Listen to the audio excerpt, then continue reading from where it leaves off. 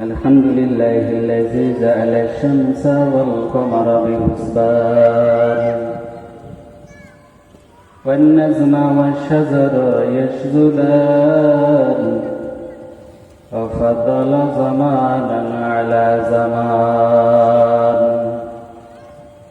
كما فضل مكانا على مكان وإنسانا على إنسان ونشهد أن لا إله إلا الله وحده لا شريك له لا ضد له ولا ند له ولا مثل له ونشهد أن سيدنا وسندنا وحبيب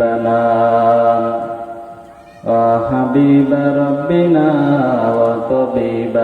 وطبيب قلوبنا ومولانا محمدا عبده ورسوله صلى الله تعالى عليه وآله وأصحابه وبارك وسلم تسليما كثيرا أما بعد فأعوذ بالله من الشيطان الرجيم بسم الله الرحمن الرحيم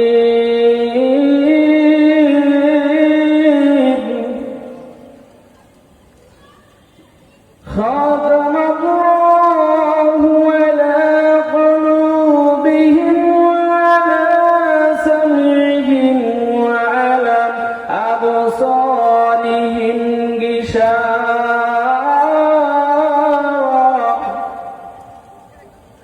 غشاوة ولهم عذاب عظيم صدق الله العظيم وصدق رسوله النبي الكريم إن الله وملائكته يصلون على النبي يا أيها الذين آمنوا صلوا عليه وسلموا تسليما اللهم صل على سيدنا مولانا محمد وعلى آل سيدنا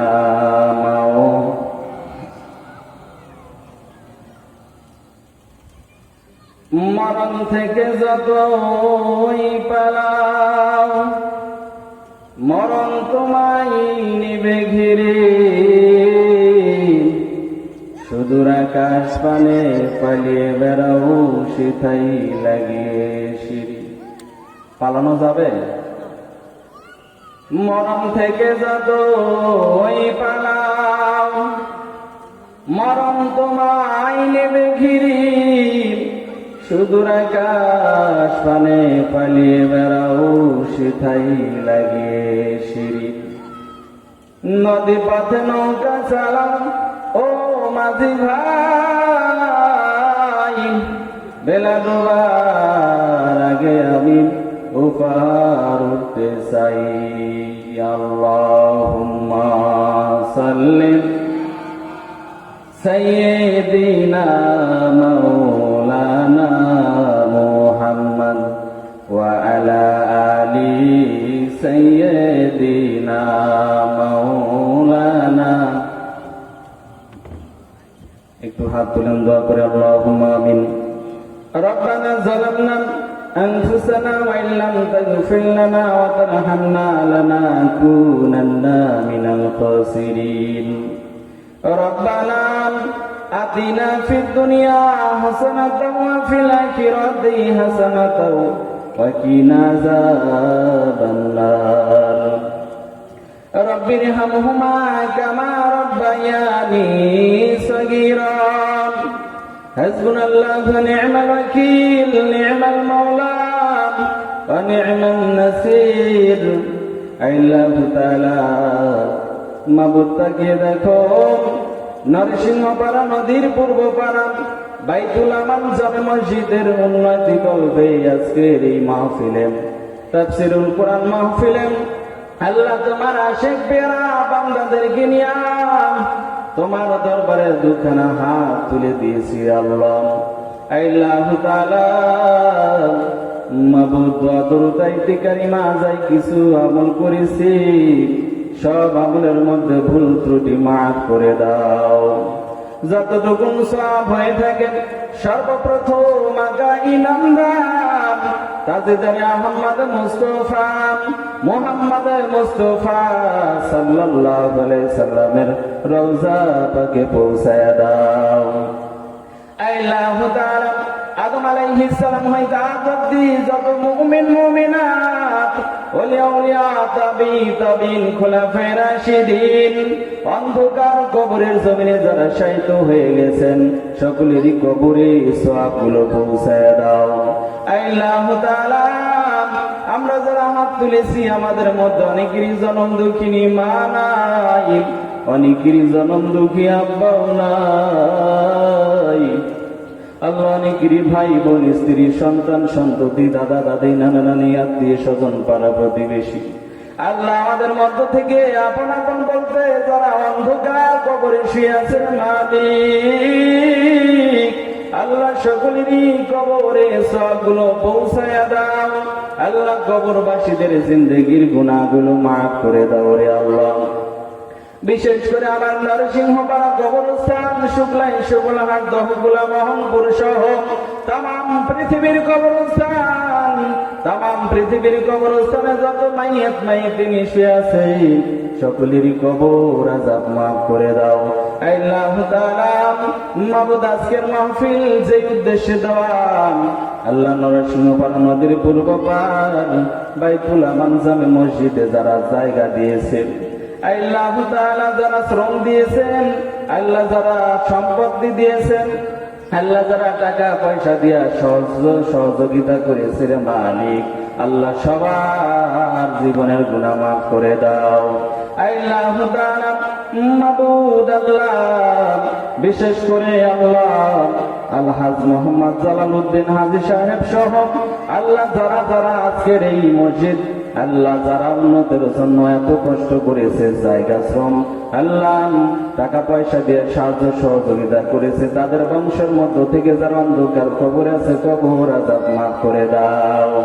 আল্লাহু তাআলা যেদিন এই দুনিয়া ছেড়ে চলে যাবে রে মালিক আল্লাহ ওই কঠিন সময় যখন রূহটা বের হয়ে যাবে ওই সময় আমাদের দিলে মুখে মধুর কালিমা জারি করে দিও লা ইলাহা ইল্লাল্লাহু মুহাম্মাদুর রাসূলুল্লাহ। একটু আল্লাহর জিকির করি লা ইলাহা ইল্লাল্লাহ লা ইলাহা ইল্লাল্লাহ লা ইলাহা ইল্লাল্লাহ। ঐতিহ্যবাহী নরসিংহপাড়া নদীর পূর্ব পাড়া বাইতুল আমান জামে মসজিদের কর্তৃক আয়োজিত আজকের এই তাফসীরুল কোরআন মাহফিলের প্রথম বার্ষিকী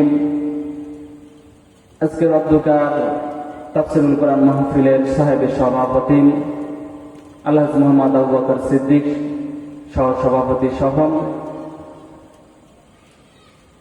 প্রধান অতিথি বীর মুক্তিযোদ্ধা আলহাজ শফিকুল ইসলাম শফি সহ বিশেষ অতিথিবৃন্দ ওয়া আলা আলি সাইয়্যিদিনা মাওলানা।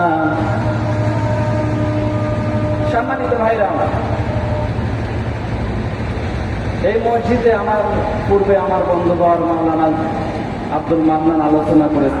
এখানে যে আলোচনাটা করলো খুব সুন্দর মাধুর্যতার সাথে সে আলোচনা করেছে। আসলে তার ধারের কাছে আমরা নাই, তো আল্লাহ পাক রব্বুল আলামিন আমার বন্ধুকেও বিজ্ঞ আলেম হিসেবে কবুল করে নেন, বলেন আমিন। সম্মানিত হাজিরিন, খুব সুন্দর আলোচনা করেছেন মসজিদ ভিত্তিক তো আসলেই এখানে যেহেতু মসজিদের উন্নতের গল্পের আজকের মাহফিল, মসজিদ সম্পর্কে আলোচনা করা দরকার। তো এই মসজিদে যারা দান করতেছে অথবা যারা করার নিয়ত করেছে, আল্লাহ পাক সকলকেই এই দানের উসিলায় জান্নাতে বালাখানা দিবেন। বলেন সুবহানাল্লাহ। কোথায় বালাখানা দিবে? জান্নাতে বালাখানা দিবে। এই মসজিদের মধ্যে জান্নাতের বালাখানা দিবে। বিশ্বাস হয়? বিশ্বাস হবে না কেন? মসজিদের এই যে তো মসজিদের মধ্যে নামাজ আদায় হয় কয়বার? সবাই কোন কয়বার? 5 বার আদায় করা হয়। আমরা কয়বার আদায় করি? না, আমরা আদায় করি সপ্তাহে একবার। সপ্তাহে কয়বার? একবার। শুধু কোন নামাজ? জুমার নামাজ। আর 5 ওয়াক্তের খবর নেই। ভাইরা আমার, বাজানরা আমার, এই মসজিদে যাইতে গেলে এই যে রমাজান মাস গেল না, রমজান মাসে শয়তান শিকল দ্বারা বাধা ছিল, এখন সারা পাইছে। পায় নাই? সারা পাইছে। এখন কিন্তু মসজিদে শয়তান বাধা দিবে, যাইস না মসজিদে, যাইস না, বাধা দিবে, কুমন্ত্রণা দিবে। সে মানুষ সেজে এসে দিবে না, সে আপনার নফসে ধোকা দিবে। কোথায় ধোকা দিবে? নফসে ধোকা দিবে। আল্লাহর একজন মুরব্বী বান্দা, একটা মিসাল বলি। আল্লাহর একজন মুরব্বী বান্দা বৃষ্টির দিনে এমন বৃষ্টি হইতেছে, মাঝে মাঝে বৃষ্টি হয় কিনা? বৃষ্টি হয় না? বৃষ্টি হয়, ঝিমঝিমাঝিম মুষলধারে বৃষ্টি হচ্ছে। ঠিক এমনি সময় আজান হয়ে গেল। আল্লাহু আকবার, আল্লাহু আকবার। আজান হয় না? সবচাইতে মধুর বাক্য দুনিয়াতে যদি থাকে সেটা হলো আজানের সুর। কথাটা ঠিক কিনা? আল্লাহু আকবার, আল্লাহু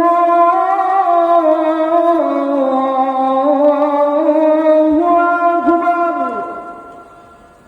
এরকম ভাবে যখন মুয়াজ্জিন আজান দিছে, যখন আজান হয়ে গেছে, ঠিক ওই সময়টা ওই মুরব্বী সে মসজিদের দিকে রওনা করে দিয়েছে। বলেন সুবহানাল্লাহ।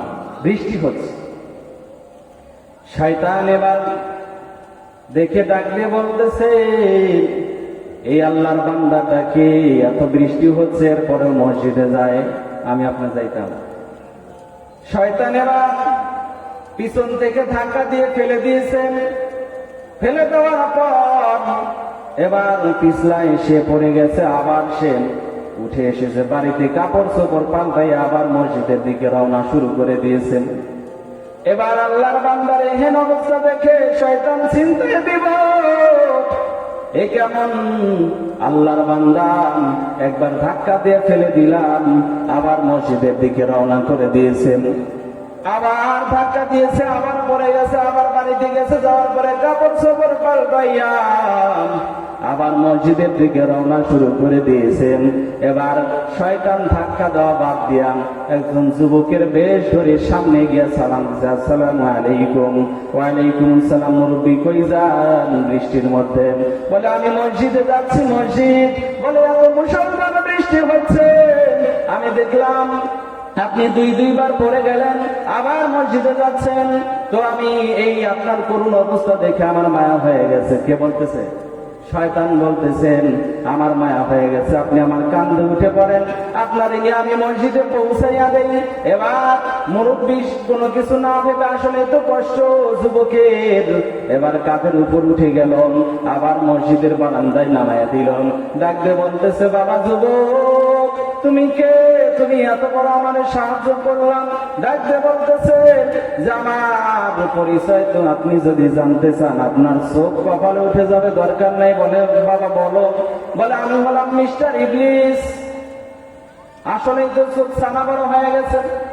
ইবলিস তো নামাজে বাধা দেয়, অথচ এই ইবলিস আবার আমার এই শয়তান আবার আমার মসজিদে নিয়ে আসলো। কারণ কি বাবা? এর কারণ কি?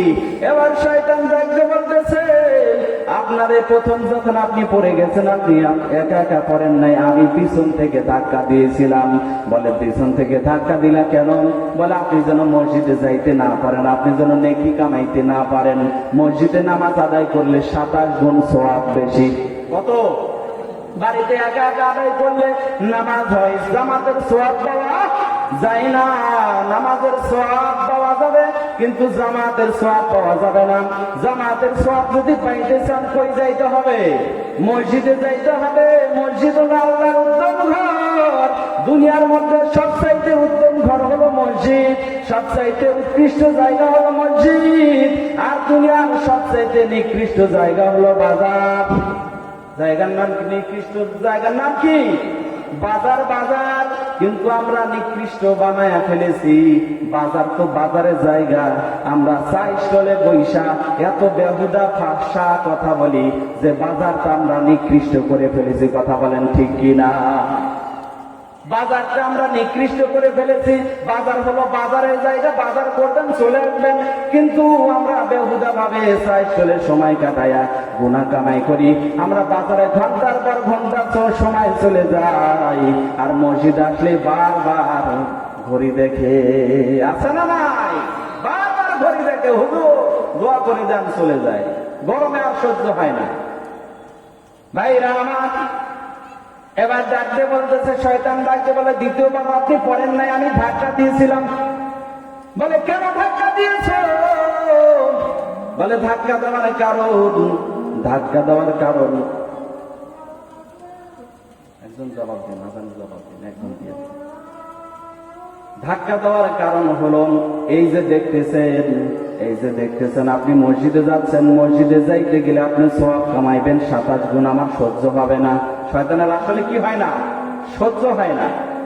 এবার ডাক দিয়ে বলেন, এবার ডাক দিয়ে বলতেছেন, তাহলে তৃতীয়বার আপনি যখন কাপড় চোপড় পাল্টাই আবার মসজিদে আসতেছেন, ঠিক এমনি সময় আমি ধাক্কা দিব ভাব। আল্লাহ গায়েবী আওয়াজ দিয়ে কয়, রে শয়তান, তুই প্রথমবার ধাক্কা দিয়ে আমার এই বান্দারে ফেলে দিয়েছিস। প্রথমবার ধাক্কা দেওয়ার কারণে আমি তার জীবনের গুনাহ মাফ করে দিয়েছি। আরো জোরে বলেন সুবহানাল্লাহ। প্রথমবার ধাক্কা দেওয়ার কারণে জীবনের গুনাহ মাফ। দ্বিতীয়বার যখন ধাক্কা দিয়েছ রে শয়তান, তার পরিবারের যে ফ্যামিলির যতগুলা মানুষ ছিল সবার গুনাহ মাফ করে দিয়েছি। বলেন সুবহানাল্লাহ। আর তৃতীয়বার যদি ধাক্কা দিস রে শয়তান, ওই মহল্লার মধ্যে যত গুনাহগার আছে সবাই রে মাফ করে দিব। আমি দেখলাম যে আপনার গুনাহ মাফ হয়ে গেছে, পরিবারের গুনাহ মাফ হয়ে গেছে, মহল্লার সবার গুনাহ যদি মাফ হয়ে যায় তো আমার খেলা শেষ। আমার খেলা শেষ। শয়তান সবসময় চিন্তা করে যে বান্দা যেন গুনার মধ্যে ডুবে থাকেন, আর আমরা ওইটাই করতেছি। মাহে পবিত্র ঈদুল ফিতরের দিন আপনার সন্তানরে 500 টাকা দিয়া বলেছেন, রে বাবা যা নেকি কামাইতে যা, ও দুনিয়া যা, মিনি কক্সবাজার ও দুনিয়াতে যা, নেকি কামাই করে নিয়ে ওই জায়গায় নেকি কামানোর জায়গা। এই মিয়া কথা কন, ও দুনিয়া কি নেকি কামানোর জায়গা? আপনার সন্তানকে আপনি 500 টাকা দিলেন নেকি কামানোর জন্য না, আপনার সন্তানকে আপনি টাকা দিয়েছেন জাহান্নাম কেনার জন্য। কথা বলেন ঠিক কিনা? খবরদার, আমি প্রায় মাঝে মধ্যেই বলি, সন্তান এবং সম্পদ দুটোই জাহান্নামের কারণ, সন্তান এবং সম্পদ দুটোই জান্নাতের কারণ। কথা বলেন ঠিক কিনা? সন্তানটাকে যদি আপনি ভালো শিক্ষা দিয়ে থাকেন তাহলে হাসরের ময়দানে এই সন্তানের কারণে আপনাকে জান্নাতে যেতে পারবেন। কথা বলেন সুবহানাল্লাহ। জান্নাতে যেতে পারবেন সন্তানের কারণে। সম্পদটাকেও যদি আপনি শব্দ ব্যবহার করতে পারেন, ভালো কাজে ব্যয় করতে পারেন, এই সম্পদের কারণেও আপনি জান্নাতে যেতে পারেন। কথা বলেন ঠিক কিনা? এই যে হাজী সাহেবরা মসজিদে জায়গা দিয়েছেন, দেন নাই? কথা বলেন না কেন? আরেকজনকে টাকা দিয়ে কিনে দিয়েছেন, বলেন তো এরা ভালো কাজ করছে না খারাপ কাজ করছে? ভালো কাজের কি আল্লাহ পাক ফয়সালা দিবেন না? কথা কয় না। ফয়সালা দিবে না? হাসরের দিন এই মসজিদের মাটি এই বান্দাদের নামে সাক্ষী দিয়ে এরা জান্নাতের কারণ হবে। বলেন সুবহানাল্লাহ। যারা শ্রম দিয়েছেন, একটা টাকা দিয়েছেন, সবার জন্যই আল্লাহ এই ঘর মসজিদ দোয়া করতে থাকবে। মসজিদে যতদিন পর্যন্ত নামাজ চলবে ততদিন পর্যন্ত এই যারা একটা টাকা পর্যন্ত দান করেছেন সকলের, যারা কবরে শুয়ে আছে সকলের কবরের আযাব আল্লাহ পাক মাফ করে দিবেন। বলেন সুবহানাল্লাহ। বাদশাহ হারুনুর রশিদ একা একা মসজিদ বানাবে। কি একা একা? সে একা একা মসজিদ বানাইল, বিশাল মসজিদ বাগদাদ শহরে। বাদশাহ হারুনুর রশিদের নাম শুনেন নাই? বাদশাহ হারুনুর রশিদ বিশাল মসজিদ, কেন্দ্রীয় মসজিদ, বিশাল মসজিদ বানাইল। বানানো শেষ করার পর রাত্রিবেলায় শুয়ে আছে, স্বপ্ন দেখতেছেন যে দুজন ফেরেশতা তাকে তার দুই পাশে ধরে, হাত ধরে তাকে জান্নাতের মধ্যে ঢুকায় দিছে। বলেন সুবহানাল্লাহ। জান্নাতের মধ্যে একটা ঘর বানানো হয়েছে, ঘরের ওই দরজায় লেখা আছে বাদশাহ হারুনুর রশিদের নাম। বলে এই ঘরটা কার? ফেরেশতারা ডাক দিয়ে বলে বাদশাহ হারুনুর রশিদ, এই ঘরটা হলো আপনার জন্য। আপনি দুনিয়াতে আল্লাহর ঘর বানাইছেন, আল্লাহ আপনার জন্য জান্নাতে ঘর বানায় দিচ্ছেন। বলেন সুবহানাল্লাহ। এরে আল্লাহর বান্দা, ও দুনিয়ার মানুষ, কেমন যারা দুনিয়াতে আল্লাহর ঘর বানাইবে, আল্লাহ তাদের জন্য জান্নাতে ঘর বানাইবে। সুবহানাল্লাহ। যারা দুনিয়ার মুখে আল্লাহর ঘর বানাইবে, আল্লাহ তাদের জন্য জান্নাতে কি বানাবে? ঘর বানাবে, ঘর। এবার ওই জান্নাতের মধ্য থেকে আল্লাহর বান্দা হারুনুর রশিদ স্বপ্নের মধ্যে দেখতেছেন যে জান্নাত থেকে তাকে বের করা হলো। জান্নাতের গেটের সামনে আরেকটা ঘর দেখা যায়, ঘর। বাদশাহ হারুনুর রশিদ খুশি হয়ে গেল। ফেরেশতা মনে মনে ভাবতেছে হয়তো আল্লাহ পাক খুশি হয়ে আরেকটা জান্নাত আমারে গিফট করছে। সুবহানাল্লাহ। কিন্তু ফেরেশতাকে যখন বললো, ফেরেশতা এই জান্নাতের মধ্যে পাশেই আরেকটা ঘর দেখা যায়, এই ঘরটা কার? বলে আল্লাহর একজন বান্দার। আল্লাহর একজন বান্দার। বলে যে আপনার এই মসজিদে সে দান করেছিল। বলেন সুবহানাল্লাহ। বাদশাহ হারুনুর রশিদ একা একা মসজিদ বানাইছে, দান করলো কে? থপ করে বাদশাহ হারুনুর রশিদের ঘুম ভেঙে গেছে।